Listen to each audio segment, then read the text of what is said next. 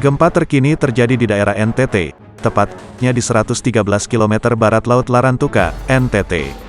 Gempa bumi yang terjadi pada Selasa, tanggal 14 Desember tahun 2021, ini merupakan gempa terkini dengan kekuatan 7,4 magnitudo yang terjadi di wilayah NTT.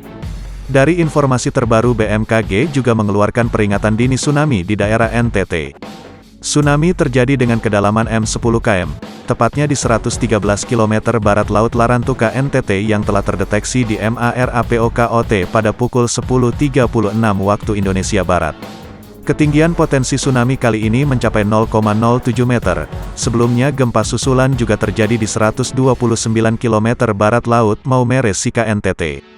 Gempa bumi dengan kekuatan 5,5 magnitudo terjadi pada pukul 10.47.02 WIB.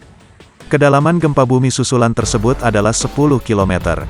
BMKG juga menginformasikan bahwa gempa pertama pada hari ini terjadi dengan kekuatan 5,6 magnitudo pada pukul 10.41 banding 56 WIB terjadi di 7.81 LS, 122.34 BT, 89 km barat Laut Larantuka NTT dengan kedalaman 10 km. BMKG menyampaikan bahwa masyarakat diharapkan waspada dan hati-hati terhadap gempa bumi susulan yang mungkin terjadi.